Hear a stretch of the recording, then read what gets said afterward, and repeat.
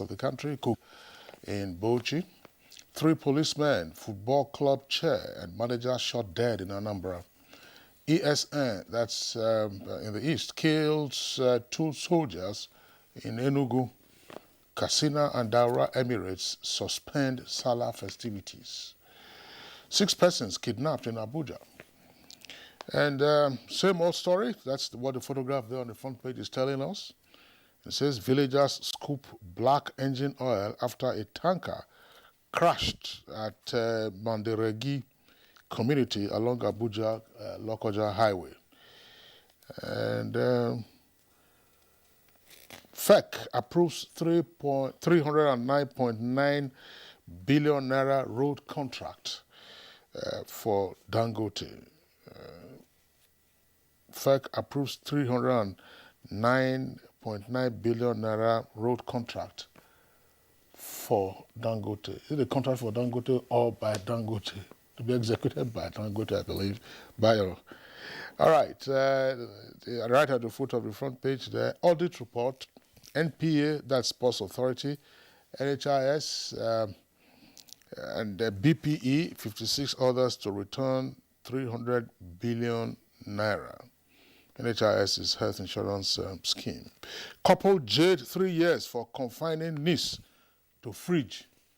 This took place in Sokoto, and the fridge was said to have been unused, but the niece was confined there for varying periods of time. 3 siblings die after eating amala in Kwara. All right, let's turn to the leadership newspaper. Just one of the stories I recently just read. Federal government okays 309 billion road contract. Tax credit for Dangote. That's the way the leadership captured it here. Now, the lead story, Nigeria moves to tackle terrorists with robots. That's on page 4. It has 4 riders, 2 soldiers slain in Enugu community, army fingers, ESN, bandits kill 6, abduct 5 in 3 states. Use of excessive force aggravating banditry, that's according to Gumi. Those living with bandits risk air strikes, that's according to Nigerian Air Force. All right, other stories trending. The leadership newspaper, PIB, governors query proposed ownership structure of NNPC, as on page 6. COVID-19, Unilag shutdown begins virtual lectures. The story is on page 9. Now, World Bank louds Kogi governor over financial prudence. The story is captured on page 11. Now, audit report, 59 MDAs to refund 300 billion naira. It's on page 6. Media bill not suspended, says Reps Committee. NAS passes electoral bill today. Well, that will be all. Let's bring in Bayo now. Thank you, Kiri. Let's start with issues relating to criminality. 2 soldiers have been murdered at the checkpoint at Iga Asaba. That is in Adani, Uzo, Owani local government area of Enugu State. The director of Army Public Relations, Brigadier General Yema Ugachuku, says that they were part of the troops deployed to check activities of gunmen in that area. 2 soldiers were engaged in repelling attacks by Eastern Security Network. The troops are currently on the trail for the criminals who killed the 2 soldiers. There's a report that Kingsley read about kidnapping in Abuja. It took place in Tungamaji. Tungamaji is in the outskirts of Abuja, along the Lokoja Abuja highway. It's been a notorious area for kidnapping. The other area for kidnapping in Abuja is around Kuje area. In fact, the villages around Kuje have constantly been traumatized by kidnappers. But the Abuja Police Command have been up and doing and have been reducing the number of incidences. But Tungamaji is again coming up on the increase. Now, talking about villages along the road. Tungamaji is along the highway. Oh, yeah. It's in fact very close to it. There's a College of Education, College of Education, FCT, very close to Tungamaji area there. Tungamaji has been in the news for several months now on account of incidents such as you were talking about. Yes. Yes. Usage of robotic technology, this was revealed to the Senate committee that the Ministry of Communication and Digital Economy has established a center for artificial intelligence and robotics. And through that, the center will be able to make available robotic technology and intelligence, which will be deployed to combat crime. Lagos State Police Command has paraded 1,320 suspects for various criminal activities in Lagos. This is coming after Lagos State House of Assembly passed a bill prohibiting the parade of alleged suspects. The bill is awaiting the assent of the governor. Meanwhile, the Commissioner of Police, Lagos State, Hakeem Odumosu, has provided an update on the alleged murder of the Super TV executive, Mr. Usifo Ataga. And the Unilag undergraduate is being the sole suspect, but she is reported to have changed her initial story of complicity to deny any involvement. Commissioner of Police Odumosu says initially she was the only suspect, but now we have arrested additional suspects. He claimed the speculations that the case will be swept under the carpet will never happen.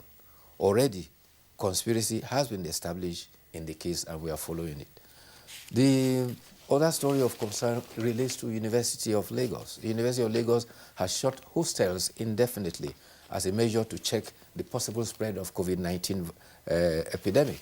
The head of the corporate communication, Mrs. Noye Ogwana, says that this is sequel to some students testing positive to COVID-19. Those students have been sent to health facilities, and those who had been in contact with them have also been traced and are in isolation. The Dean of Student Affairs, Professor Ademola Adeleke, says hostels have been locked indefinitely. Lectures for the rest of the semester will be delivered virtually from the 26th of July. The University Medical Center had reported that it has witnessed an increase in number of patients with flu-like symptoms, which were very similar to COVID-19. It may be recalled that since last week, the governor of Lagos State, Babajide Sanwo-Olu, had raised alarm that there has been an increase in the cases of COVID-19 in Lagos. The House of Representatives... University of Lagos held this convocation last week. Yes. So, convocation is... it's a crowd gathering thing. A mass gathering. Yes. A mass gathering and a potential super spreader spot. Yes. Of course, there's every possibility that that is where it happened, because we seem to have relaxed with respect to the COVID-19 non-pharmaceutical protocols across the nation, even at official gatherings, because that's exactly what happened. If they can give lecture via virtual platform, then they could have as well done convocation without much gathering. Especially when you have to gather and bring parents and other visitors to the school. You see, crowd gathering can be very dangerous. The recently concluded European Championships, one of the matches, after the matches, there were 30,000 reported cases of COVID-19. Exactly. For crowd management. They will grapple with that. I mean, there's this story here. It's on page 4, but the headline is on the front page. Says federal government monetizes posting of police officers to private organizations. Let me read part of the story. The Federal Executive Council yesterday approved the formalization of the police special services by introducing tariffs and billing schemes for the deployment of escorts and guards to big corporations, banks, and others. Garbashew was said to have disclosed this and that it was in the interest of transparency and accountability. The scheme was by way of a proposal, a memo introduced by the Minister of Police Affairs. Now, this is how it goes. It says, this is something that has been going on for many years. That is quoting Garbashew now. And it has happened virtually in all countries of the world. In our own case, people will say it has been going on largely undocumented. Government is concerned about leakages in revenue and incomes, which should now be blocked. Now, they are going to share the money. Part of the money that will be paid will go to the federal government, another will go to the police force itself, and then the other will be part of allowances for the police officers officers, involved. and then a consultant. Who is What in about charge of the project. individuals? You know, which Well, individuals who? and others. And others. That is not specific. No, well, in legal construction, others will include individuals. And others will include individuals. But, you know, this is something that is significant and potentially worrisome. We've always, over the years, heard about rent-a-cop. In other words, private individuals, organizations could go hire police officers to provide services for guard duties. For guard duties. And the claim always was that, you know, these persons paid for the services of those officers. At some point, it was being said that, you know, to get a mobile police officer, you needed to pay about 50,000 naira or so, I think, per month, depending on the location. So such money will not go into the purse of government. That is precisely what has been said.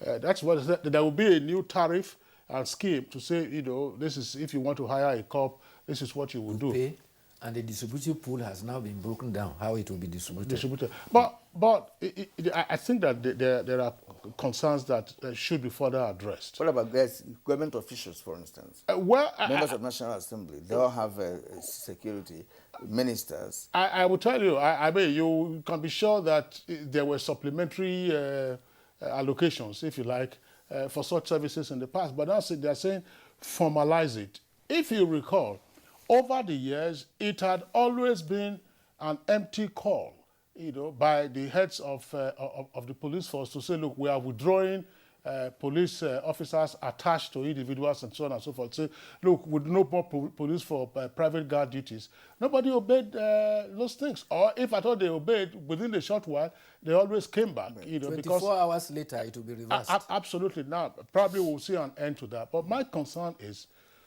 okay, you now say there will be a tariff, and then if you say there's a tariff, the government says, look, for each cop, you're probably going to pay 20,000. Suppose now say, you know, listen, there's a high demand for it. So there could also be a markup on that, so that those who previously benefited from it will continue to benefit. But why you have inadequate number of policemen? Exactly. Inadequate number, and this is what we are seeking to formalize. I think it's a bit worrisome, especially also as, again, from what has been said, probably the details are there in the memo which the Minister of Police Affairs submitted to the Federal Executive Council.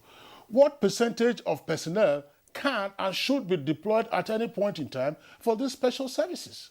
At the last information available, there was an indication that about 150,000 police, almost half of the police force, were deployed to other services other than the general policing, which points to the fact that Kingsley is emphasizing. You know, I don't really understand it. You know, you will see perhaps maybe a minister, for instance. You have about 6 or 7 policemen. I'll be wondering, what are these people doing? I mean, I don't know, but I think to formalize it is important. Yes. And again, to ensure that Nigeria is properly policed is yet another. If you buy, I'm sorry, you know, this is an interesting issue, because if you recall, some of those police officers that you will see, either with ministers or some private citizens, are usually policemen of the mobile unit. Exactly. And these are men who are supposed to be deployed for anti-riot. Anti-riot. First line, you know, not first line now, that's the line beyond the regular police to quell riots or disturbances before you bring in the military. And then you see them all over the place with their very well-starched uniforms and assault rifles. And in the meantime, you know, we have insecurity all over the place. Well, I was trying to draw attention to the alarm raised by Professor Ambili Etepe, and it is about oceanification. And he is saying that oceanification is the encroachment of the ocean into the hinterlands, just like desertification sees to the desert advancing inwards. He says that as far as Bayelsa State is concerned, there are about 500 communities, and already many of them, about 105 communities, are already threatened with oceanification. And he said that something has to be done very quickly. And he adds that the blame of the activities expanding is related to oil companies whose operation offshore is also aggravating the oceanification. And he revealed that development, spillage also is another factor that is compounding the challenges of food security. But the good news is that the Minister of Environment has indicated that of the 90 identified communities for oil spillage, about 27 of them have so far been cleaned under the Oguni land cleanup that began in 2016. All right, just in one or two words, the issue of editorial, 30 days notice, deadline on formation of cabinet is good for governance. Just in a word or two. Yeah, what he's saying is that the National Assembly is now amending the Constitution to provide a 30-day limit for the federal government and the state to appoint the cabinet, so that you avoid the situation of a sole administrator. There are governors that have run for almost half a year or a year without commissioners. And at the federal level, the president, for instance, at the first time out, could not have a cabinet until late in November. So you can imagine what that happened. Bayo, thank you indeed for thank you too. Being part of our show as always. We hope to see you again tomorrow for more analysis on all the papers are saying. This is Good Morning Nigeria, broadcast on the network service of the NTA. We will take a short break now. When we return, we will be dealing with the issue for today, and that's a COVID-19 Delta variant. Do stay with us. Dialogue, empathy, love, and unity. These are vital components of nation building. For all to be well, we appeal that we should refrain from volatile, provocative, inciting messages and language. Let's build and not destroy.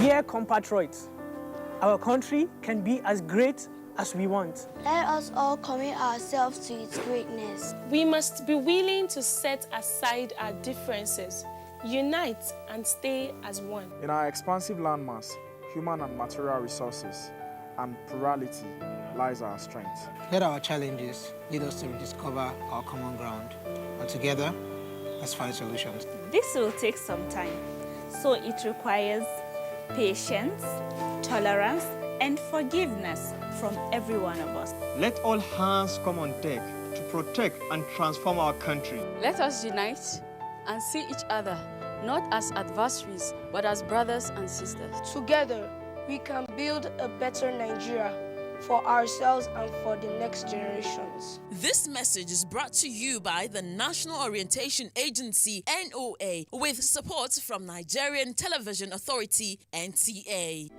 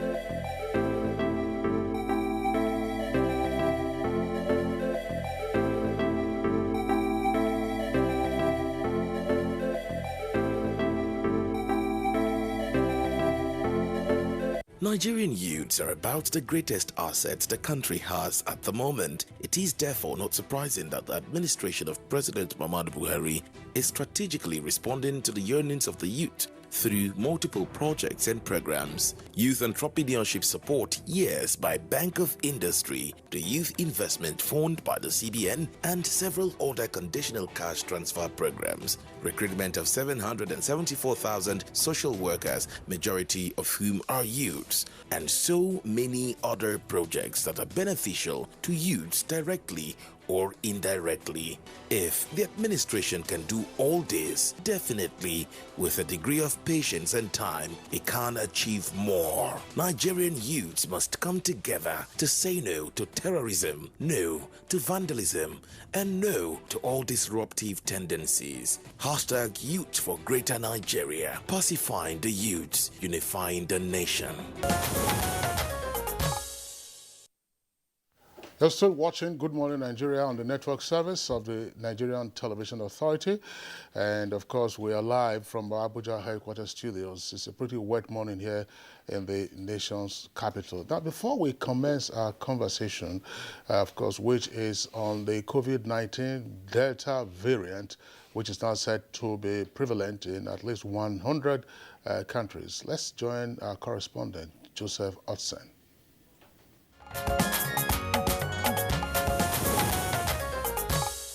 Just when the global community thought it is making headway on COVID-19 with the production of effective vaccines, the world has been taken aback with the emergence of the COVID-19 Delta variant. Countries like India, Brazil, Turkey, and lately South Africa have all fallen to its devastating effects, with some recording hundreds of deaths daily. Nigeria imposed travel restrictions on these countries as part of its preventive measures and has sustained routine testing at entry points. In spite of all this, the Nigeria Center for Disease Control, Thursday, 8th of July 2021, sadly confirmed the presence of the highly transmittable COVID-19 SARS-CoV-2 Delta variant in the country. NCDC says the variant was detected in a traveler to Nigeria following the routine travel test required of all international travelers and genomic sequencing at the NCDC National Reference Laboratory. What's disturbing is the fact that the variant is said to be living in the country for over 2 months before it was detected. The WHO has attributed spike in COVID-19 cases in over 100 countries across the world to the Delta variant. Unfortunately, Nigeria has been reporting increasing cases this month, especially in Lagos. For instance, NCDC reports show that on the 6th of July, Nigeria recorded 91 new cases, on the 7th, 110, and on July 8, 2021, 146 cases, making a total of 347 new cases.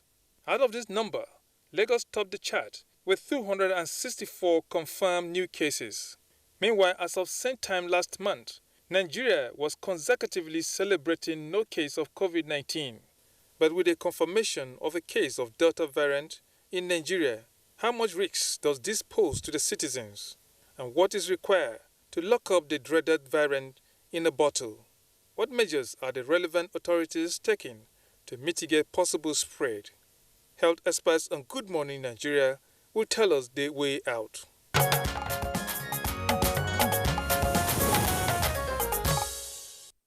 And joining us from our Kano studio is the National Incident Manager, Presidential Steering Committee on COVID-19, Dr. Mukhtar Mohammed. Dr. Mukhtar Mohammed is actually on the left-hand side of your screen.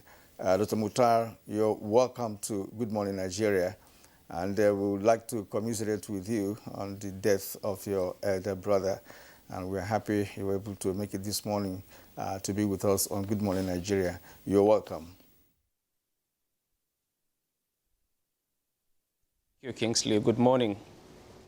All right. And also with us via Zoom is the Director General of the Institute of Medical Research, Dr. Babatunde Salako. Dr. Salako, it's a pleasure to have you this morning with us on the program. Very much. Good morning. All right, and here with us in the Abuja studios is the Acting Secretary, FCT Health and Human Services Secretariat, Dr. Mohammed Kau. Dr. Kau, delighted to have you on Good Morning Nigeria. Thank you. Good morning, Nigerians. All right, let's begin the conversation straight away with Dr. Mukhtar Mohammed. I joined my colleague Kirian and also commiserating with you on the loss of your brother. Tell us, I mean, we're hearing about the Delta variant of COVID-19. This is at a time that, from mere observation, Nigerians have obviously let down their guard.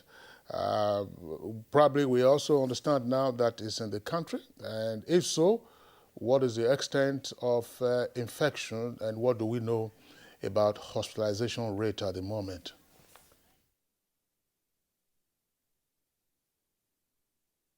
Thank you, Karen. Good morning. The Delta variant actually is a variant of COVID-19 that was first identified in India. And we've seen how devastating, the pandemic has been in that part of the world.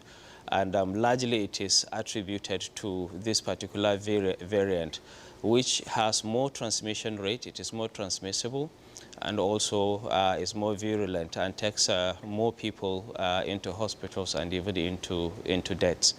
It has spread to over 90 countries since about 6 months ago now. And it has been growing. It has been responsible for the increasing number of cases in most countries. Wherever it appears in a very short period, it dominates all other strains of COVID-19 or the SARS-CoV-2 virus. And the good thing is that it is still susceptible to most of the vaccines that are being used all over the world. So initially we thought we had this variant in the country, but later confirmation showed that we did not have it in November until the last week genomic sequencing, which was done at the reference laboratory in Abuja. We discovered that we have this variant in a traveler who actually came into the country about 2 months ago.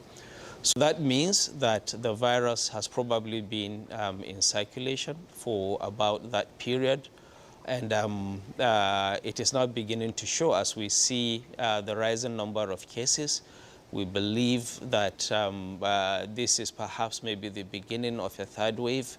And Nigerians and all the authorities need to take extra precaution to ensure that we are able to contain it the earliest possible time. All right, let's turn to Dr. Babatunde Salako. Dr. Salako, what else do you know about this strain of COVID-19? As the last speaker pointed out, that it started from India, and one wonders how actually it got into Nigeria. And if the story is right, that it came through a traveler, which was just a week ago or thereabouts, how did it get into many persons in Nigeria? Because the report indicates that many Nigerians may have contracted this variant. How did it happen? Was it existing in Nigeria before this traveler was detected? Because that is another aspect. And Nigerians would like to know, again, how dangerous is this variant and what is the best form of combating it? Thank you very much. As the previous speaker said, the Delta variants originated from India and have traveled from that part of the world to many other countries. And like I often say, that diseases don't need visa to travel. They travel to individuals. And so the case that came to Nigeria is a typical example of such. What else that is known about the virus is that the symptoms that come with it, it's a bit different from the usual one. The Delta variant causes more of runny nose, cold-like symptoms, some form of headaches, and sore throats, as compared to what we used to see in the original variants, issues of loss of smell, fever, and cough, and then, of course, breathlessness. So when you see these new symptoms in a patient, you may want to suspect that, although the only way to confirm is to sequence the virus and determine that viral architecture. It's been known to be very contagious, and it spread very fast, much more than what we used to see in the common strains, the original strain from Wuhan. And therefore, it affects a lot of people. As soon as it gets into a community, it spreads very fast and a lot of people get infected. So you begin to see a rise in the number of infections on a daily basis. And so the one that came to Nigeria, which was sequenced by the NCDC, perhaps, maybe, we don't know yet, responsible for the increase in the number of cases that we are beginning to see. But until we are able to sequence many of the cases, we will not be able to say that, to confirm that. And the NCDC now is upscaling sequencing. Been talking to Lagos State, for example, to provide us with their samples so that we can sequence samples around Lagos.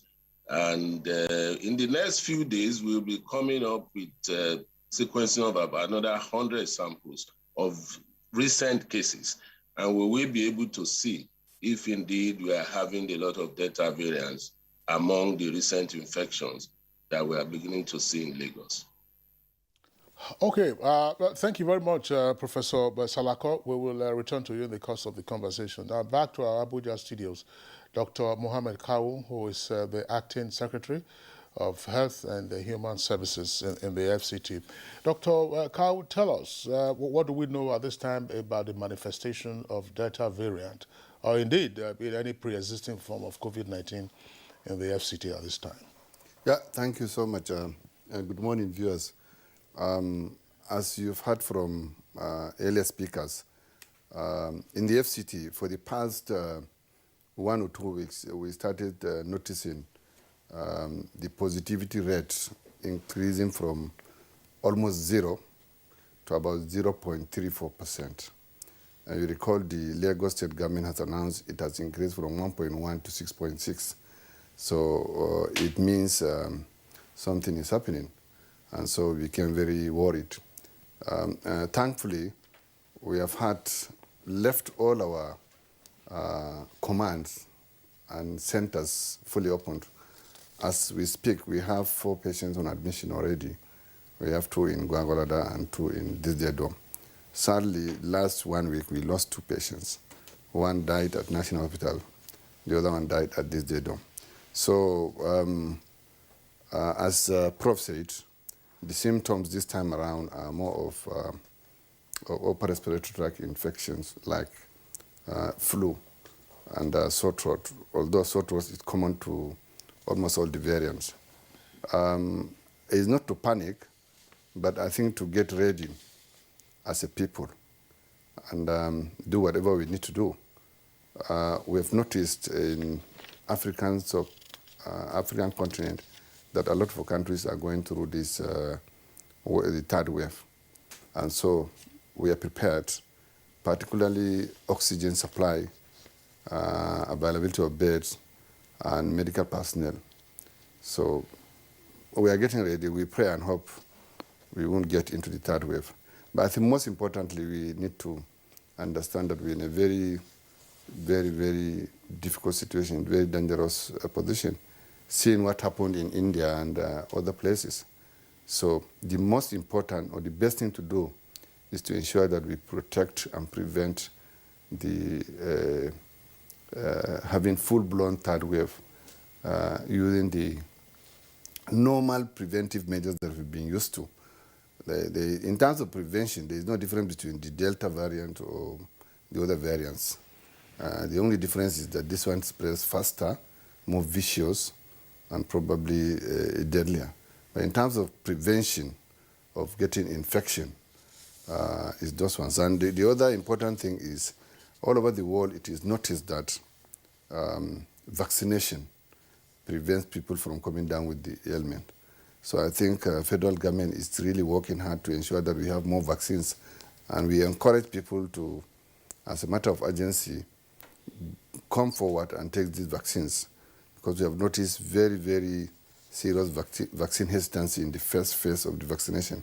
And don't forget, the first phase was for frontline health workers and strategic leaders. So if you have hesitancy in those kind of people, then we begin to wonder what will happen when we go into the communities and societies. But I think we need to do a lot in terms of mobilization, risk communication, and discounting and telling people all these videos that have been circulated are fake, and they are just destroying the system. Thank you. Now, from what you have said,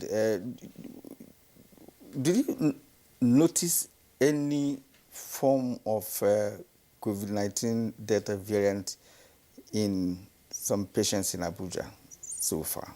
We have not noticed that there is no difference from the symptoms we've been seen before now. The people that died, they are all very, very complex and complicated cases.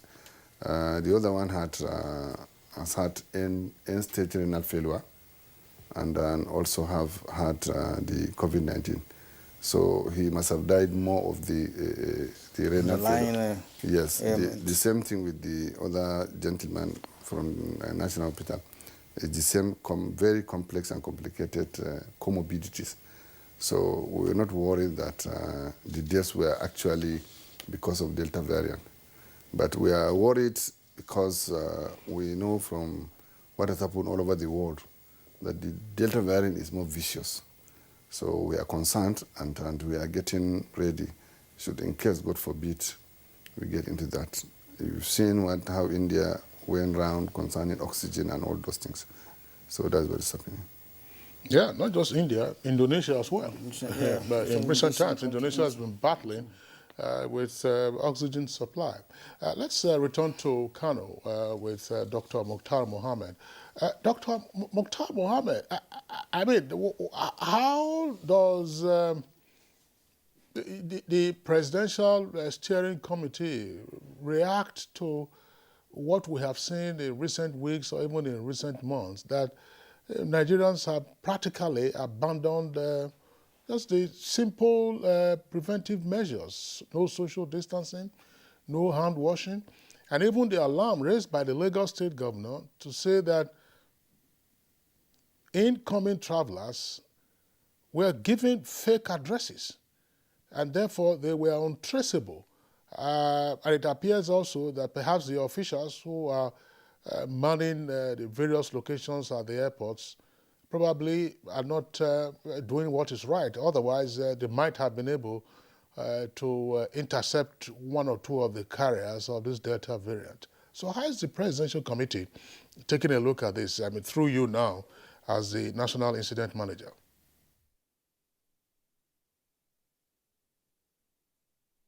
So as you are aware, the Presidential Steering Committee has actually continued to sensitize Nigerians, to continue to work with all the stakeholders. We are working with partners as well as the state governments. We meet regularly and discuss issues with the states. We have outlined a strategic action plan with them. And we have heightened the state of preparedness and also the state of response, particularly at our points of entry. Let me reiterate that over the last several months, we have recruited more people to work at particularly our airports. We have instituted several measures, including restricting passengers who are coming into Nigeria.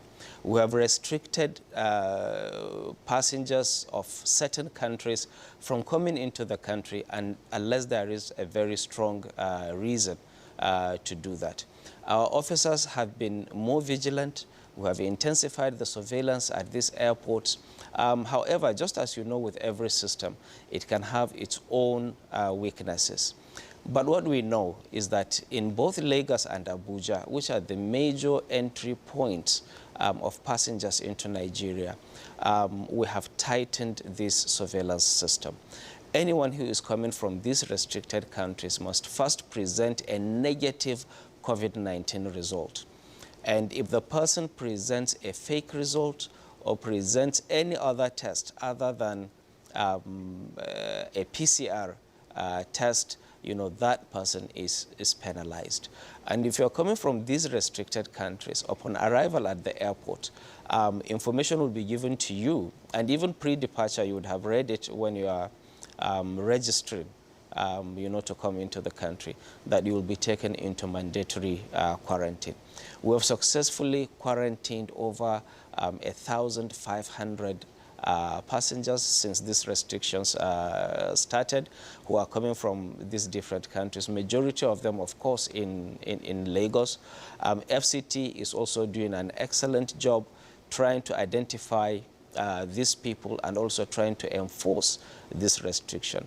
But like you have seen or you have heard in some of the reports, Nigerians can be very difficult or complicated. A Nigerian who is an elite or holds a very sensitive position will find his way to try to avoid getting into quarantine. And that is where the Presidential Task Force, comes, to ensure that this doesn't happen. Our chairman, the secretary to the government of the Federation, has given us the necessary support to ensure that anybody coming into Nigeria from these countries actually complies with the protocol. We take them into these quarantine facilities with the support of Federal Ministry of Health, in Abuja with FCT Department of Health, and also in Lagos with the Lagos State Ministry of Health. And anybody who violates this protocol, we have serious sanctions. Their passports are suspended, and if they are not Nigerians, they even risk being deported out of the country, because we'll have their visa or resident permit cancelled with immediate effect. So this is the situation. On arrival, you won't be able to know a passenger who has a Delta variant or a passenger who doesn't have. Besides, most of the persons that come into the country, of course, appear healthy. They complete a health questionnaire, which they declare that everything, about their health or contacts, is free of COVID. Then they also have a negative result. And our officers do scrutinize this very thoroughly to ensure that, the passenger actually, the test is actually genuine. And since we started publishing the names of people who have defaulted or who evaded quarantine since the early month of May, the number of people not complying in our facilities has drastically reduced. But we have continued to update this list. We have continued to ensure compliance, and we've continued to sensitize people who come into the country the danger of not doing the quarantine or not doing the COVID-19 test as and when due. All right, thank you so much. Those measures actually are working, but because of the behavior of viruses that we know globally, now we have the Delta variant we're talking about. And so I'd like to go back to Dr. Salako. Dr. Salako, in the event of widespread of COVID-19 Delta variant, which we do not pray for, is there any specific treatment protocol for this variant? Of course, we already have the Indian experience, but is there any specific protocol for treatment of this particular variant in case, of course, it finds its root in Nigeria? Thank you very much. There is no specific treatment protocol. So far, what's been shown to be effective is vaccination, and that is what we should pay particular attention to. I believe this is an opportunity for us as a country to fast-track the purchase of vaccine for Nigerians, even though we know there are some kind of vaccine apathy. But there are quite a number of people who have been asking for vaccine. I believe the 4 million that we have must have been exhausted by now. So for us to prepare for the likely event of Delta variants in Nigeria, we must necessarily vaccinate as many people as possible. And the other thing is the provision of oxygen to isolation centers. And as far as I know, federal government has supported quite a number of isolation centers in the second wave to purchase oxygen plants and install these in their centers. So if in the event that we require a lot of oxygen, these centers will be able to provide oxygen for the treatment of those patients. More importantly is that we have to start looking at our social mobility. That is in the realm of NCDC to determine when certain protocols in terms of movement around will be brought into place, because the only way for us to reduce the spread is to look at that. And then, of course, there is a lot of inappropriate use of the PPIs now. Campaigns should begin in earnest to remind Nigerians that we have in our country the dangerous variants, and if it has to, or if it does become a dominant strain in Nigeria, then we are going to have a lot of cases. For us to prevent that, people have to go back to the use of those PPIs and prevent the spread. But like I said, I think the major thing we should be doing is vaccinating our people. I am also aware that the Federal Ministry of Health is doing a lot to get into the country vaccine, especially the Johnson & Johnson. And through some other eminent Nigerians that I'm also aware of, the Federal Ministry of Health is trying to begin the production of COVID-19 vaccines in Nigeria in collaboration with the private company, the BioVaccine Nigeria Limited, which is supported by federal government and run by Mayor and Baker. There are talks ongoing to fast track this process, even though it may not come in a few months. But then, given the fact that COVID-19 will be with us for quite some time, it will be necessary for us to fast track that process so that we can begin to produce our own vaccine in Nigeria, to at least begin to vaccinate our people, and before we move on to other countries of the West African sub-region. Thank you. All right. Thank you very much, Professor Salako. Now, back to Dr. Mohammed Kawu. Dr. Kawu, while we're still on the subject matter of vaccination, what was the response of FCT residents to the vaccination scheme 1 that obviously has come to a close now? And the federal government, of course, is seeking to procure some 40 new million doses of vaccines. How did the FCT residents respond to this? Were they part of the anti-vaxxers and circulating all kinds of misleading information via social media? Thank you very much. Yes, we had some form of resistance in the FCT, especially in the early part of the first phase. But eventually, people came and we've exhausted all our vaccines. As you may be aware, the vaccination, the first phase has closed, was it some 2 or 3 days ago across the country. We have closed our own on the 5th of this month. We've vaccinated, fully vaccinated over 100,000, which is just a small fraction of the population.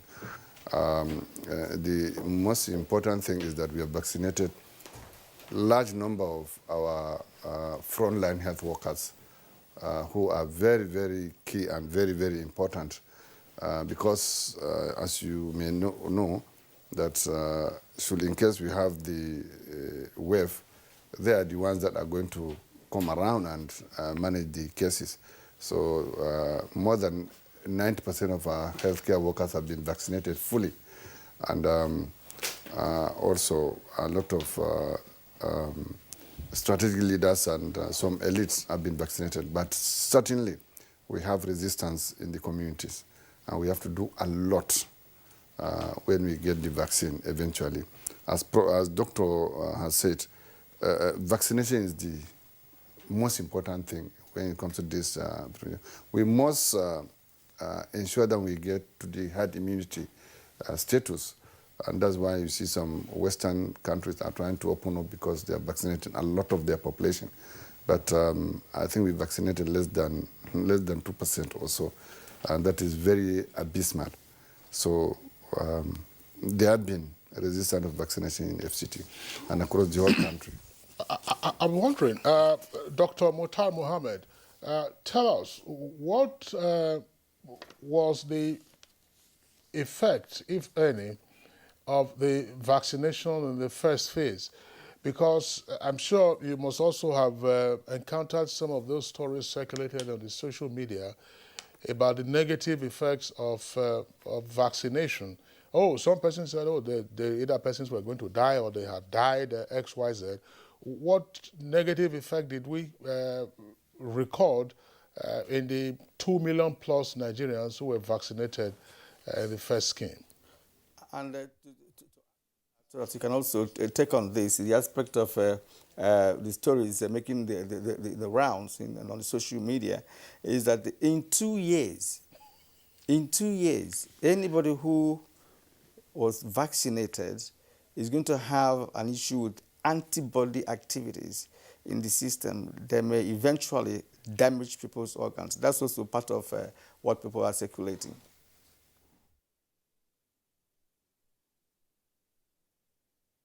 Certainly, there are a lot of fake news going around, not only limited to Nigeria, but I think globally. You have people who have dedicated their lives to spreading lies and fake news about things that they don't know. They are not researchers, they are not scientists, and they churn out this information. You wonder what is the basis of doing that.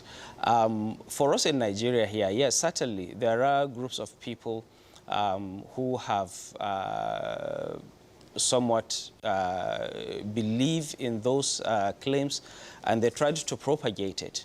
But what I tell them, and what we try to do, is to actually discountenance that, and to let Nigerians know that it's only people who are experts in that field that can give us that opinion. How can you sitting in your room or somewhere and just say that 2 years from now people are going to die or people are going to develop these things? These things have been studied. Yes, we agree that the vaccine was produced in a rush, but look at it. The vaccine that we have, we didn't say that it prevents against infection, and it doesn't even prevent from spreading the disease. It prevents the individual from getting hospital admission, from getting severe disease. And we have seen that demonstrated in most countries where this vaccination has been rooted very well. The hospitalization rate among the elderly in the UK actually declined to almost zero. You don't have elderly, particularly those living in elderly homes, presenting with COVID symptoms or getting admitted again. The mortality has reduced. These are facts. So I think really Nigerians need to be smart to understand that you just can't believe any news. We've seen so many fake videos going around and viral, and they don't even deserve a long discussion or even recognizing them or giving them a platform to be able to propagate it, because they are just pure bunch of lies. So in terms of specific things that we have done, yes, we've intensified our risk communication. Yes, as Dr. Kau mentioned, there was some significant level of hesitancy in the community.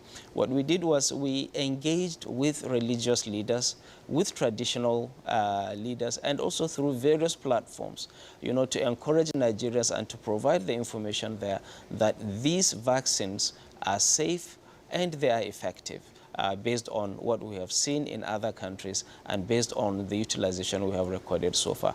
We have not recorded any significant number of serious side effects, and even the ones that have been seen are largely due to perhaps other conditions or other existing conditions than just the effect of vaccination itself in isolation. So there is nothing you can do. You can take a horse to the river, but you can't force it to drink. We're doing our job, to ensure that we have intensified risk communication, sensitization, and communication, and to ensure that as many Nigerians become aware of the facts, and we also try, to counteract any fake news or any misinformation that is being peddled out in the public. And some Nigerians are also making choices, in terms of the vaccine to be administered. Some say they prefer the Pfizer product, some AstraZeneca, of course, which is the vaccine that is being administered in Nigeria at the moment. Some are saying, look, I am waiting for Johnson & Johnson, which is just one shot. So what actually is the difference in terms of the efficacy of these vaccines? Is there any difference? Is there anyone more efficacious than the other? Why are people making choices of the type of vaccine to take? And again, what type are we expecting to come in? Because of course other volumes are being expected to come into Nigeria.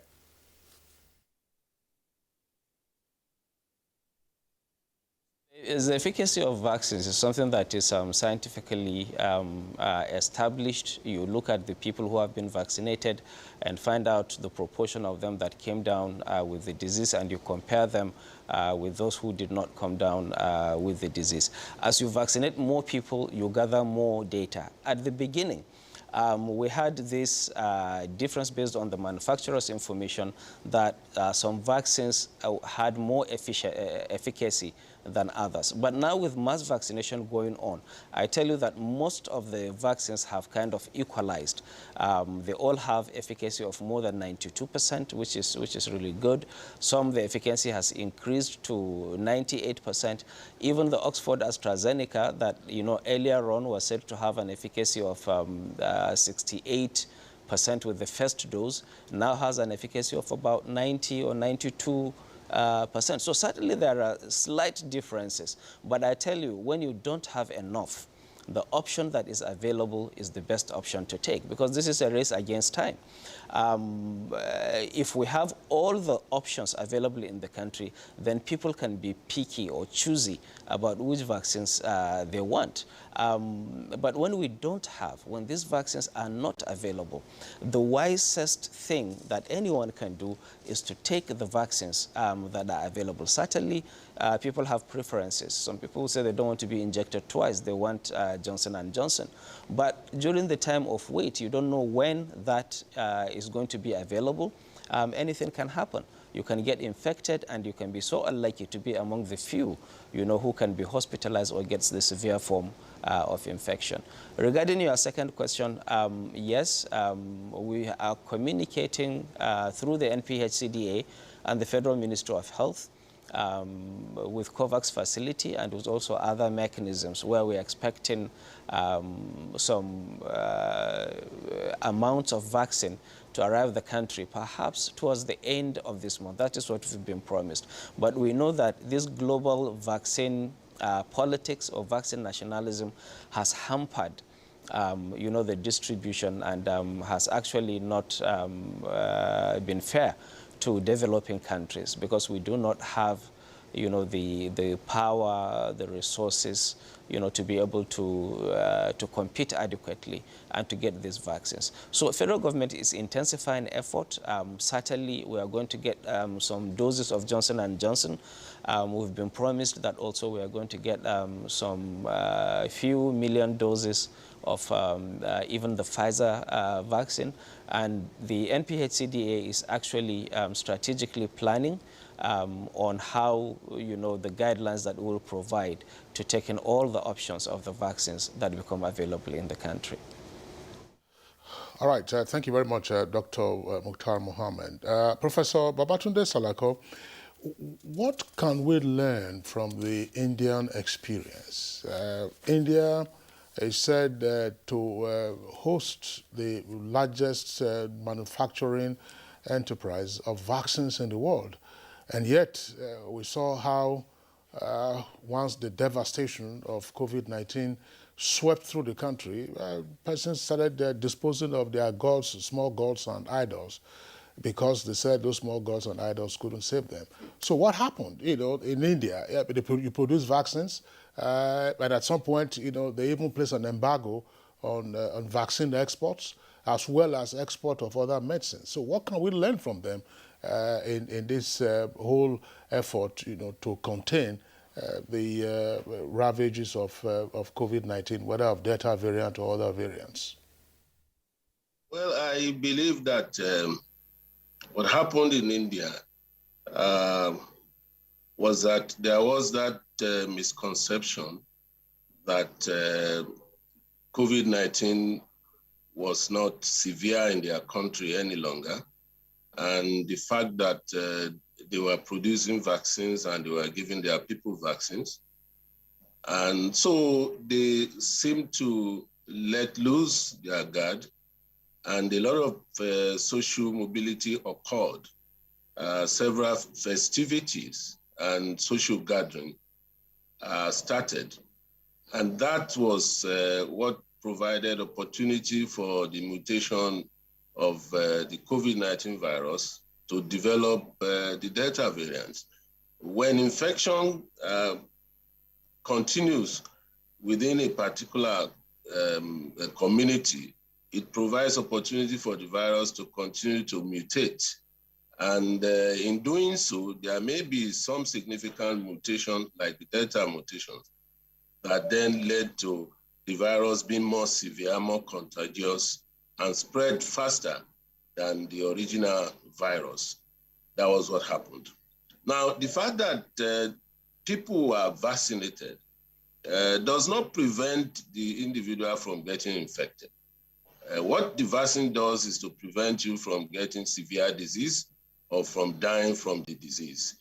And so in that situation, the new virus ravaged the country, and then it spread from there to other parts of the country.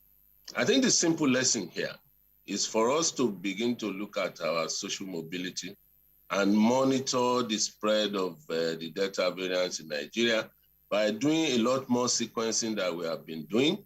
And we have more, at least about 3 or 4 centers now in Nigeria doing sequencing. What is required is support to ensure that these centers are able to sequence the new cases that we are having in Nigeria, so that we can determine if we have the spread of the Delta variant in Nigeria. And we also need to pursue the sequencing beyond just Delta variant, because we are also beginning to talk about Delta Plus, which is a variant of interest. We don't know yet if it's going to be as bad as the Delta variant itself. And so if you have more infection in a country, the only way to do surveillance is to do sequencing to determine if there are other variants that may come up because of frequent infection. So having said that, we have to get back to the COVID-19 protocol that the steering committee has always been talking about, and the NCDC guideline also prevention of infection. And this has to be, go back to the level at which we had it in the first and second wave, so that Nigerians can be more aware of the danger of the Delta variants in our community, and the fact that if they do not use the protocol, they are likely to assist in the spread of infection. Again, we have to come back to vaccination, which appears now to the whole world the only way to control the pandemic. All right, sir. Let me take you on the last issue you mentioned, which has to do with the vaccine. I'm just worried about the fact that here we have vaccines, a vaccine that cannot prevent you from getting a disease. Could that be because these vaccines were manufactured in a rush, as pointed out by our guest in Kano? what else can the world scientists do to ensure that the efficacy of these vaccines increase to a point where anybody who has it will not get the disease in the first place? Because I am also worried about the continuation of the spread of COVID-19 and mutations that could continue for years to come. If anybody vaccinated can as well get this disease, when can we totally eradicate this disease, if that is the situation at the moment globally with respect to vaccines? Getting infected has to do with coming in contact with the virus. The vaccine will not prevent you from coming in contact with the virus. What will prevent you from coming in contact with the virus are the protocols, the use of the NPIs that everybody has been told. And this is something that we are not doing. So we are going to continue to come in contact with the virus, and the virus will certainly infect us. The advantage of the vaccine is to produce already in your body soldiers that will fight the infection if it comes to your body. So that's what the vaccine does. It's only us that can prevent getting infected by one, washing hands, use of sanitizers, use of face mask to prevent droplets from people who have been infected to others who are not. And then, of course, social distancing. These are common things, but there are behavioral changes in the society that a lot of people are not able to keep up with.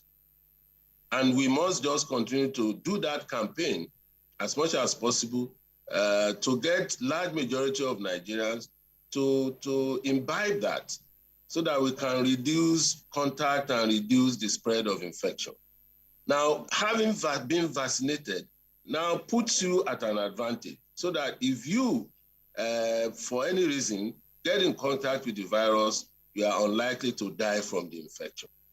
And until we are able to vaccinate a large majority of people, which is regarded as herd immunity, 70–80% of the population, that will then prevent the vaccine from infecting a lot more people, so that it does not transmit to a lot more people.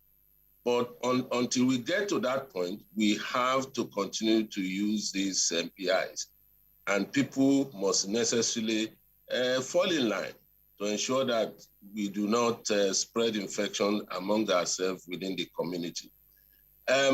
Even where people have completed vaccination, we're talking about efficacy. Some people have what they call breakthrough infection. We are following up a number of people from our institute, and we found that about 3 people have breakthrough infection. That is, after having 2 doses of AstraZeneca vaccine, they still got infected and they are symptomatic. What we are doing now is to sequence the virus and determine whether this is a new strain or whether this is Delta strain, because Delta strain has been shown to reduce neutralization by the vaccine to some extent, even though it is still very effective against it. But to some extent, there are some of the infections that are not able to, it's not able to take care of. And this is something that we have to look at, whether this will require people having booster doses. Already, even the Pfizer makers are already talking about booster doses in the US because of breakthrough infection. These are new things that we need to look at critically to be able to determine whether this is a one-shot vaccine or a vaccine that will require yearly or 2-yearly booster doses until scientists are able to find a permanent solution to this. All right, thank you very much there, Professor Babatunde Salako. Well, one of the last points you made, we'll take it up with regard to the talk about a 3rd dose for those who already have 2 doses of the vaccine, like AstraZeneca, or I think it's Moderna also, that they also take 2 doses in the US. And people are asking, when will there be an end to multiple vaccinations against one single virus? It's Good Morning Nigeria, live on the network service of the Nigerian Television Authority. We're taking a short break now. When we return, we'll continue with the conversation. Nigerian youths are about the greatest assets the country has at the moment. It is therefore not surprising that the administration of President Muhammadu Buhari is strategically responding to the yearnings of the youth through multiple projects and programs. Youth entrepreneurship support, yes, by Bank of Industry, the Youth Investment Fund by the CBN, and several other conditional cash transfer programs. Recruitment of 774,000 social workers, majority of whom are youths, and so many other projects that are beneficial to youths directly or indirectly. If the administration can do all this, definitely with a degree of patience and time, it can achieve more. Nigerian youths must come together to say no to terrorism, no to vandalism, and no to all disruptive tendencies. Hashtag Youth for Greater Nigeria, pacifying the youths, unifying the nation. The Council of Our Fathers. I will urge and advise our younger generation to use talent and brain to sort out problems, not arms. Nigerian youths, let's build our nation together.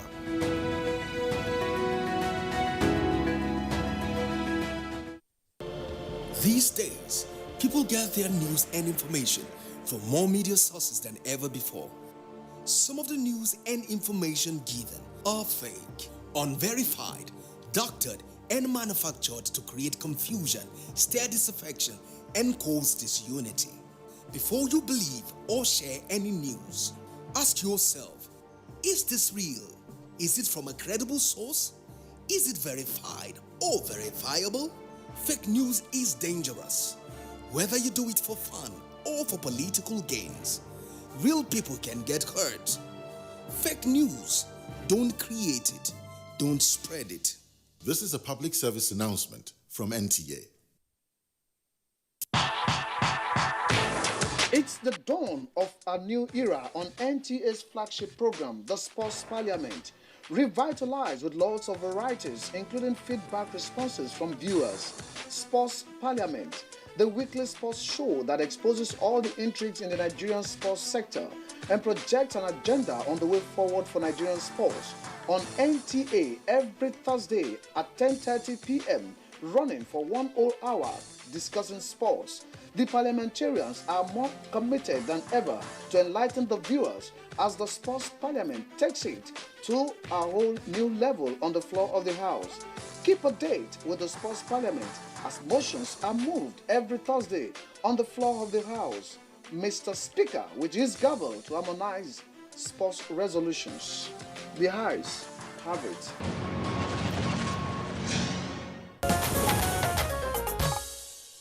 You're welcome back to Good Morning Nigeria on the network service of the Nigerian Television Authority. Dr. Mohammed Kawu, who's with us in the Abuja studios. Just before we went to that short break, I would say, look, there is talk already about a potential third dose. This is more of what we hear from advanced countries where they've had a wider vaccination scheme in their respective entities. Is this something within our contemplation or within the contemplation of the scientific community in the first instance? And more particularly, what does the vaccine do to you? Thank you very much. I think this is very important for everybody to understand. And that is also causing the vaccine hesitancy. Now, if I'm vaccinated, I should throw my face mask and enjoy myself and interact anyhow. Now, what vaccine does is that there are 3 stages of infection. You come in contact with the germ, in this case, COVID-19 virus. It enters your system, that is, you are infected. Now, it brings you down with symptoms and signs of the disease. All vaccines, what they do is they make you develop immunity. They make you develop defense mechanism against the offending organism. And that is what happens in all vaccinations. Now, if you are able to get to herd immunity, either through vaccination or through allowing the system to take care of itself, everybody gets vaccinated, get infected and develop natural antibodies until you get to herd immunity. When you get to herd immunity, where more than 80% of the population have defense in their system, so the virus cannot move or thrive because everybody has defense. So that's what people need to understand. Whether you are vaccinated or not, we still have to ensure that we go with the non-pharmaceutical preventive measures until we get to a level where a majority of us are vaccinated. Now, we've been also having breakthrough infections in just 1-2% of people that have completed vaccination and they still come down with some symptoms. Normally, these symptoms are not as bad as if you are not vaccinated. So it's a novel virus, it's a novel disease, and a lot of research is ongoing in terms of all these ones. The other issue I want to discuss is issue of people coming into this country from the red zones of the world, India, Brazil, Turkey, and recently South Africa. They are aware of the protocol of mandatory quarantine in a government-approved institution, be it hotel, hostel, or whatever. But most Nigerians don't want to do this quarantine. And what they need to know is they are first of all endangering their families first. Because if you're allowed to go into your home, the first people you come in contact are your aged parents, relations, and you get them infected. Government had put in place that you get quarantined for 7 days. On your day 2, you get tested. And day 6 or day 7 before you leave, you get tested. If you are negative, you are free to go into the society. But a lot of people are resisting. We are having a lot of resistance. Even when you take them to the quarantine centers, they don't stay in their rooms. They come out, start mingling in the hotels. So it's like issue of enforcing the social distancing, the wearing of face masks. Can government get police to hotels and start forcing people to obey? So I think we must take personal responsibilities as Nigerians. What government did is to try to prevent infections such as Delta variants from coming to the country. That's all we're trying to do. And this you can only do by obeying the public health rules and regulations. And it's not only in Nigeria, it's all over the world. When they get quarantined, who bears the bill? They bear the bill. Government cannot, of course, afford to quarantine everybody coming to the country. But what we do is we have categories of hotels, depending on your status, your financial standing. Do you have to quarantine those who also have been vaccinated in the countries where they're coming from? Of course. The protocol that anybody coming into this country must come with a negative PCR result from any country. What is the validity of that PCR result? Because I know that a place like Holland, even if you are a transit passenger through Amsterdam, your PCR result must not be older than 24 hours. See, how many hours do we admit here? 72 hours, you must have 72 hours before you board. You must do a test 72 hours before you board an aircraft. Now, you see, we are trying to narrow the window of getting infected. Because if you get infected, before you manifest, before it's detected in your body, it takes roughly 72 hours. So each country is trying to narrow that window. Because even at the transit, you can get infected. And that's why even in the aircraft, you can get infected.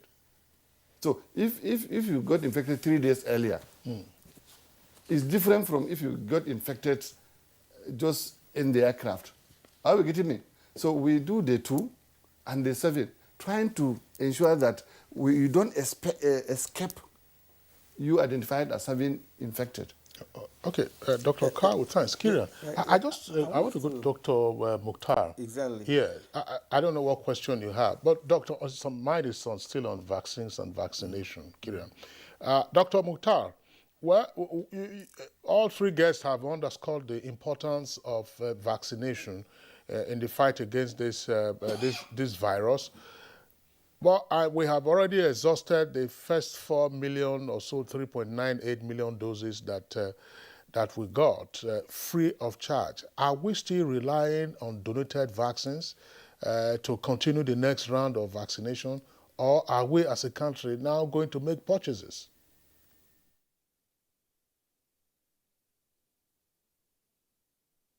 Certainly, both plans are on their way. As you know, that the donated vaccines come through the COVAX facility, which is really a global push towards supporting developing countries to have access to the vaccine and to have equity in the distribution. So certainly, we're expecting some more doses through that facility. Secondly, Nigeria has just budgeted some amount of money that will be used, to procure these vaccines. So we are going to put our funds there. We are going to augment the COVAX facility so that we are not only getting in the line, but we also move faster on the line to be able to have access to these vaccines. We're also looking at the option of doing bilateral discussions with many of these developed countries and also with the manufacturers of the vaccines. This has already started. And once the money is made available, then we'll get on the queue. We'll know when we are going to get these doses. The problem with the vaccine politics that is currently being played out is that countries that are rich, countries that have access to these manufacturers, or countries that control what these manufacturers do because they are located in their countries or they have access, to how, the management works, ensure that, they get the first doses first. So you have countries who have gotten more than enough doses of the vaccine that they need for their population. So there is apprehension, there is fear that is driving the scarcity of the vaccines. The current discussion going on globally is to try to ensure that, we don't really over-politicize this vaccination issue. This is a health issue. You are not safe in your country until everybody else is safe in another country. Now, take, for example, countries that have reached 60% vaccination or whatever. They are now trying to move through using vaccination cards and whatever. Now, we will not accept that for now, because the fact that they have been vaccinated means that they have just been prevented from getting hospital admission, to getting the severe form of the disease. As you heard from my colleagues, that they can still spread the disease. They have the infection, so when they come into the country where our immunization coverage is low, they can fastly, spread that infection and get more people to be infected in the country. And that is why we ensure that we have this quarantine policy. Even if you are vaccinated, before you come into the country, you must show us a negative test result within 72 hours, as Dr. Kau mentioned. And after arrival, if you are from the red listed countries, you must go into the quarantine, the mandatory quarantine, for 7 days, because you can still be having the virus, in your upper respiratory tract, and you sneeze, you cough, you spread it out in the public. So it is good for you. You've been vaccinated. You will not come down sick, but it is not good for the people you come into contact with, because you can spread the infection to them. All right. Thank you indeed, Dr. Mukhtar Mohammed. Let's return to Dr. Salako. Dr. Salako, already the Delta variant is here with us in Nigeria. It's been reported in Oyo State and as well as Lagos. And there is a possibility of this variant, being spread all over Nigeria. So the question is, what are the steps to be taken at this very initial time? What are the steps to be taken to ensure that this variant does not spread across Nigeria? Thank you very much. The first thing is to upscale our surveillance of cases and monitor the variants. And of course, the next thing to do will be to prepare for a third wave that may arise from the Delta spread. And that means that all isolation centers that have been closed should be reopened, get prepared in terms of equipment and staff, get test kits ready in case we have a deluge of number of patients to be tested to determine the cases and be able to take care of them in the isolation center. The issue of vaccines have been mentioned over and over again. We cannot overemphasize that. And oxygen is something that is very important. Again, isolation centers should begin to look at their oxygen plants to make sure that they are optimal and they can produce large amounts of oxygen on a daily basis. And more importantly is to talk about awareness, risk communication, the use of non-pharmacological intervention. And for our frontliners, the use of PPIs to prevent infection amongst them. Social mobilization or social mobility is also very important.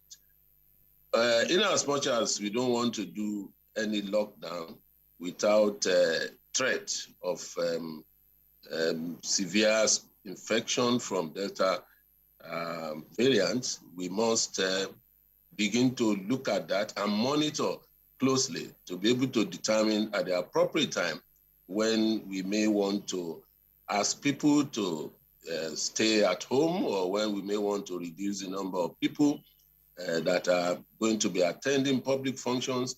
I know some of these things are in some states, but then we have to look at the festivities that are coming. The fact that a lot of people are going to be gathering together, there has to be a lot of movement around.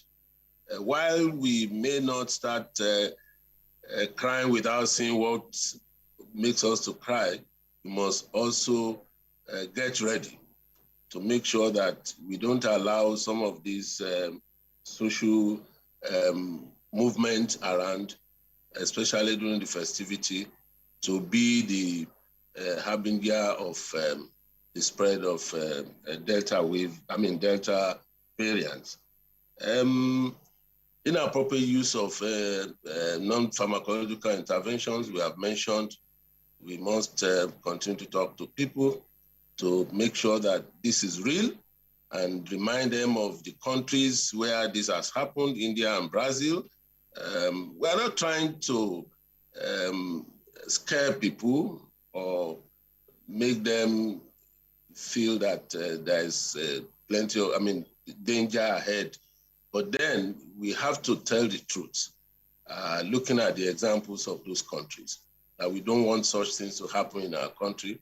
And it is in our hands, the hands of the community leaders, the gatekeepers have to continue to talk to their people, the religious leaders. We have to go back to the awareness campaign, just as we did to bring down the first and the second wave, so that we can begin to prevent the third wave before it starts. Well, Professor Salako, I still want to stay with you. It's been suggested that part of the ineffectiveness of our risk communication efforts with regard to COVID-19 in general, whether of the Delta or otherwise, has arisen from the view that appears to also have gained currency amongst many Nigerians, that, well, coronavirus now is going to be with us like any other disease, common cold, but more particularly like HIV, which in earlier years was predicted to be a harbinger of mass death. That many people have not died, from HIV, and people are still living with it. And so corona is virtually the same way. So that when you go to urban locations such as Lagos, Abuja, and elsewhere, there's little observance these days of the non-pharmaceutical measures. So is corona likely to be like HIV that you just live with if you it just becomes, as some Nigerians would say, a matter of luck. You get it, it's your funeral. I believe that what has happened in Nigeria is that we have had experience in tackling some recurrent outbreaks in the past, the Lassa, the yellow fever, the experience with Ebola, and the fact that we have a National Public Health Institute that knows what it's doing, the NCDC, and the leadership of the NCDC, the MPHCDA, all of whom have worked together to ensure risk communication, even at the lowest, at the grassroots, because these are areas where they have been working over the years. So it was easy for them to jump on that platform and through that, do their risk communication. And where they needed to do vaccination, like the one we just completed, there wasn't much of a problem because we had a platform, we have the experience. I think that has been very effective. And that is one of the reasons why we don't seem to have seen the kind of ravaging disease that we saw in other places. Although there are other theories of sunlight in relation to calcium levels in the body and things like that.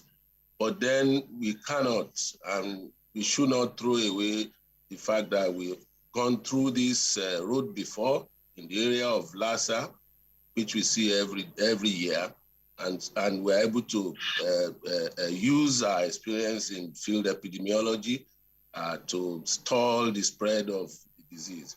Then the disease itself, 80% of it is mild. And so we have a lot of people within the community who have had contact with the virus and have indeed developed antibodies to the virus. Although the antibodies have been shown to wane at about 8 to 9 months. So we cannot think that as it is now, because we have some community infection and because we have been vaccinating a small number of people, we are getting protected. No. Until we are able to get 70–80% of our population vaccinated, getting to herd immunity, we may not rest on our oars. Therefore, the issue of risk communication has to be a continuous one. And this has to be through both the electronic and the print medias, the religious houses, and of course, at the community levels, the garages, every areas where we have opportunity of talking to a large number of people. This will be more effective as much as we do not have enough vaccine in our country yet. All right. From all indications and from all our guests have said, it appears that really we may have to live with this virus for a longer time.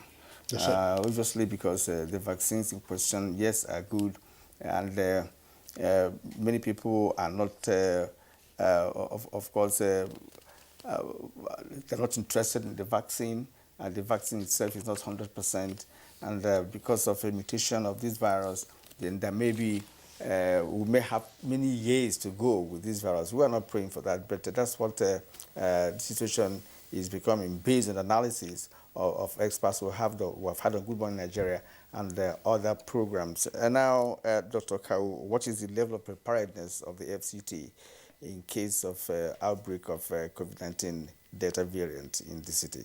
Yeah, thank you so much. I think we have not dismantled anything from the second wave. So the two most important isolation centers on ground, the Idu, where we have about 500 beds.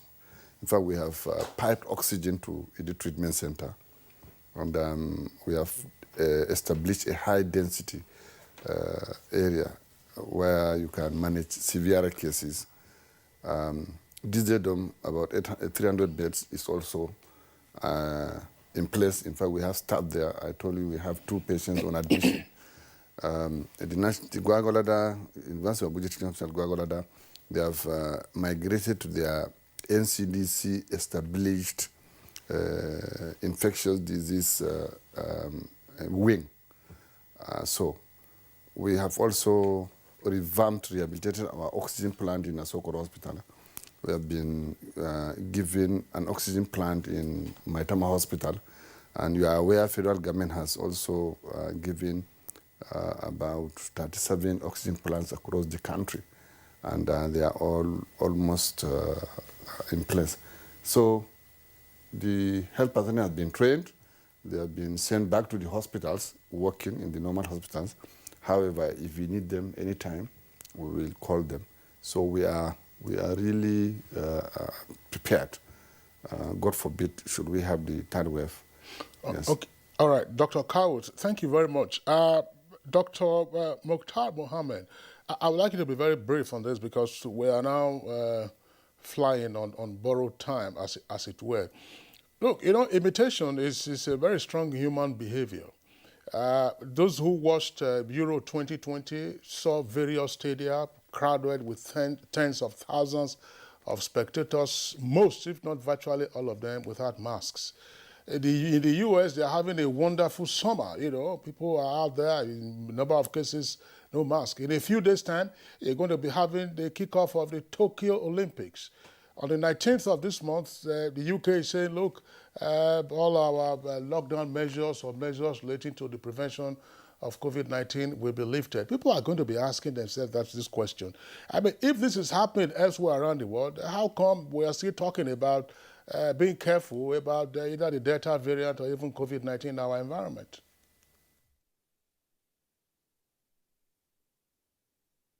So let's not be economical with the truth. Let's not be. There are things that happened in the US and the UK, particularly regarding vaccination. The UK has about 65 to 68% of the population receiving at least 1 dose of the vaccine, and they have over 50% who have received the second dose of the vaccines. Therefore, to some extent, they are confident that a great number of their population have been vaccinated. When you have reached herd immunity, what it means is that even if there is introduction of a new infection into your community, you will be able to brace it up because most of your people will not come down with severe disease, they will not get hospitalized, and most likely they will not die from the disease. But that is not what is happening in Nigeria and most of the African countries and even other middle and low-income countries of the world. Because we have not vaccinated any significant number of the population. For Nigeria, our vaccine coverage is just 1%. We just vaccinated with 2 million doses, 2 million persons in the country. And therefore, any new infection can prove to be a calamity in the country. So we are not on the same pedestal, we are not on the same standard, and we should not make that comparison.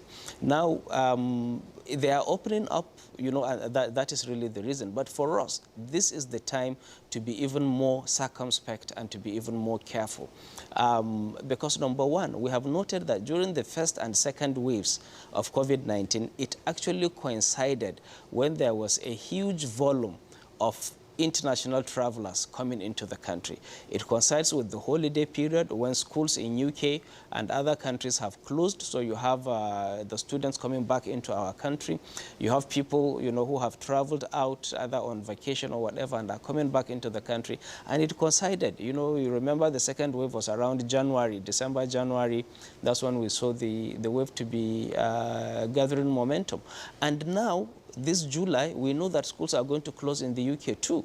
So even though they might have been vaccinated or half vaccinated, when they come into this country, it can be a threat because they... So, Mukhtar Mohammed, in fact, we appreciate the valid points that you are making. We're not of the same standard with the developed nations with respect to the extent to which vaccines, have been administered on people.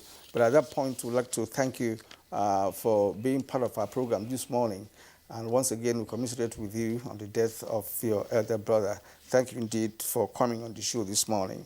We also like to thank Dr. Kawu Mohammed, who is the Acting Secretary, FCT Health and Human Services Secretariat. We appreciate your contributions. Dr. Babatunde Salako, we also appreciate you of the Nigerian Institute of Medical Research, the DG of that institute. We thank you indeed for being part of our program this morning. All right, so that's Good Morning Nigeria for today and indeed for the week. We hope you enjoy your weekend. Do take care, learn lessons from this program. We're back on Monday, same time, 7 in the morning. Until then, I'm Kingsley Osadola.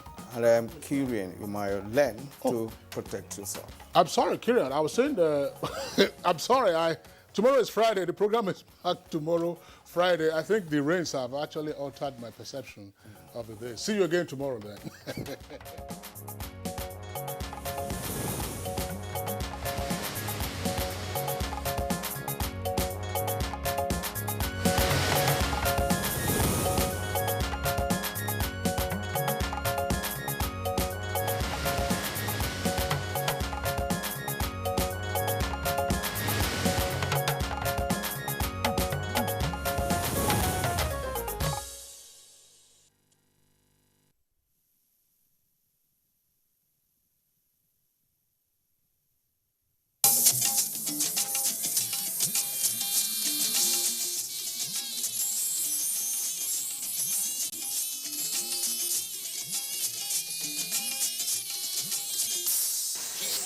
Service of the NTA.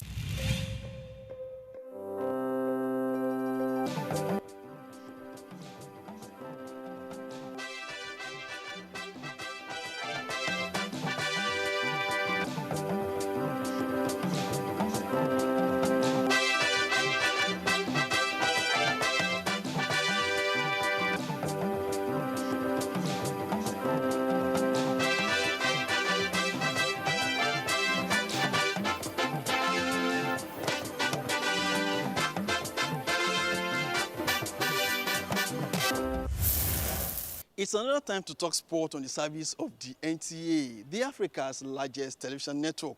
The program is Sports Thrill, and on our lineup today is update on the mini football tournament going on in Ibadan, reassuring victories of Nigeria basketball team of Olympic gold medal days to the commencement of Tokyo 2020. All these and more that are cut across various sports will come your way on today's package. My name is Olumide Guntola. Warm welcome to Sports Thrill. The program promises to be exciting, but that will be after this time out. Stay tuned.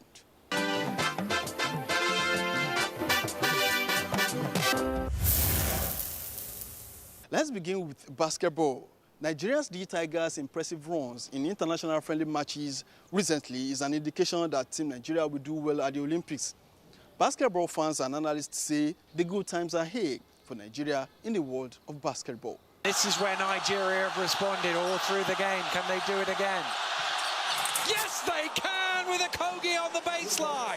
Oh, stolen away by Eric, and Eric will monster slam Nigeria by 12. Nigeria's D Tigers qualified for the Olympic Games after beating China at the FIBA World Cup in 2019 to make it their third consecutive appearance at the Olympics. The Nigerian side will be hoping to surpass its performance in 2012 and 2016 when it won only one match. For basketball stakeholders, the D Tigers, currently ranked 22 in the world, has the potential to be the first African team to get into the knockout stage of the Olympics. There's still room for improvements. The team has to work harder because the important thing is getting out of that group, moving to the next level, and of course, anything can happen from there because once you can medal, it's a good one for us. The team, headed by Mike Brown, began its warm-up games to the Olympics with a shocking 90-87 win over the #1 ranked FIBA team, the United States of America, 9 years after an 83-point loss at the 2012 London Olympics.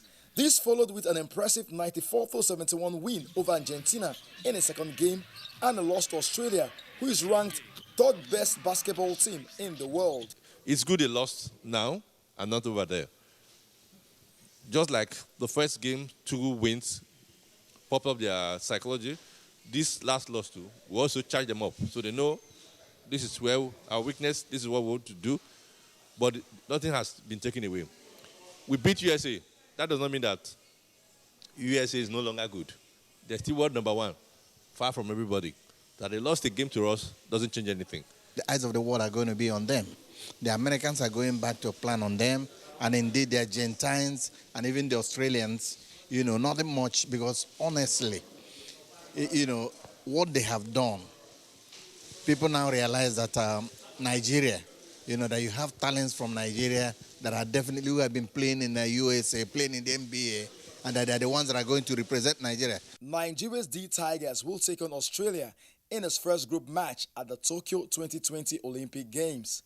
In Lagos, Gift George, NTA Sports. In a similar scenario, Nigeria's female basketball team, the Tigresses, have been ranked number 10 in the world. In the latest FIBA Women's Power Ranking for the Olympics, the four-time African champions were ranked 14th in February and 17th in March 2021, before rising to the 10th ranked team in the world.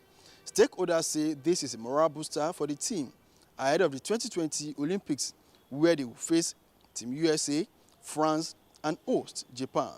Still talking basketball, Nile University and Ebon Comets will now fly their flags at the Nigeria Basketball Federation Premier League next season. The two teams achieved this after coming tops at the just concluded Division 1 Basketball League in Lagos. Nile University emerged champions with a 74-62 points victory over Ebon Comets that were unbeaten since the commencement of the league until the final match. In the third place match, Yobe Warriors defeated Abu Kings 79-69 points. We just have a mindset that we have to do it as one unit. We don't have an individual team. We just have a bunch of guys who want to play together, who love each other, who have grew up together playing the game, and we just came together to do something special. Over the past few games we played in the tournament, we recorded all their videos and we had to watch their matches. We saw the strategies they were using. It was easy for us to, identify those areas that we need to check. We did that. We charged the boys. We enlightened them on what they need to do on defense to stop them and how they need to bring out their offense. And by the grace of God, we took the win. That's a game of basketball. That's why there are no predetermined outcomes. We did our best. They played better than us today, and that's the result we have. It's not our birthright to win every game, all right? That's why other teams are here. They want to win too. So if we did faulty things and we couldn't win the game, it's an internal matter. We're not throwing anybody under the bus. We have to go back as a team and look at what we did wrong and then build up from there. It's nice to get the nod. It feels good, but we're worried more about things that we need to do to get better than celebrating going into the Premier League. I also believe that by the time they get to the Premier League, these two teams, Ebon Comets and Nile University, are going to really give the other people a run for their money. We went from the Division 2 to the Division 1. The next is going to be the Elite League, which like we call the Premier League. It can be in any form, the President's Cup, but it's going to be for the elite program, and then the Female League too. Just all before we finish for this year. Moving on now to Grassroots Basketball Championship, winners have emerged in the Crown Elite Basketball Championship held in Lagos. Gift George was there for Sports Reel. The two-day basketball championship featured 8 top basketball teams across the country as they vie for a place in the final. For the organizers, the competition provided another platform for the players to have more competitive games and develop their basketball skills to have better opportunities in the future. We organized this invitational championship for the elite teams in Nigeria to strengthen basketball and to help develop the athletes. We want to give them more opportunities to have more exposure, more competition. It helps them improve. From the first to the last game, I can see even improvement in the team, the excitement, the motivation. And that's why we're introducing this cash reward to inspire them. And they are playing at their best, expecting something, playing for a goal. I have seen a lot of prospects, a lot of young kids with exciting potentials, skills. I was actually surprised that, at the level of skills in this competition, exposing these guys, maybe to professional careers, school scholarships and all that kind of stuff. In the keenly contested final match, Ebo Comets beat Lagos Legends 58-52 to emerge champions. We did our offensive executions well. We were patient on the offense, and it was a collective effort on defense. If you have more games like this, it's going to prepare us for the bigger stage, because the more you compete, the more you're fit, the more you're ready for the outside world. Many of them have a lot of potential, not just the players on my team. The players on many of these other teams have a great amount of potential. I just hope we get more and more and more games and tournaments so they can actually develop, the way they are supposed to. 8 teams participated in this tournament, but we came out second. Like, it's not easy. The thing is this: we pick up from every loss. We try to pick up something. So the only thing I picked up from this tournament is never give up till the end, and I believe we can do better next time. The winners got various cash prizes and a trophy. In Lagos, Gifts George, NTA Sports. Talking football fans at the ongoing mini football tournament going on in Ilaji Resort Sports Center in Ibadan have described the game as an intense 50 minutes of football action. Lanre Belei takes it up from there. At the second edition of Africa Mini Football Nations Cup, they revealed that it has been an exciting game to watch and has surpassed their expectations. Very, very interesting and exciting game. Very entertaining, I must say. A game where, you must be quick, you must be fast, and you must be brilliant. Well, this is my first time of attending a program.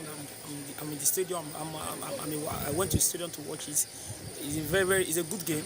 I never knew it was going to be this exciting. In fact, the game was cool. You can play at anywhere. No offside. They can change players as much as many. The game is a very good game. I'm so happy to be here. I'm so happy to participate. The future of mini football in Nigeria, in fact, it has a very great future. Because seeing things, in fact, a lot of people coming for the first time watching it, a lot of people are having their own plan to go and make something similar to what they are watching in their local government, in their state. So I think the future is bright. It's going to be bright in Nigeria.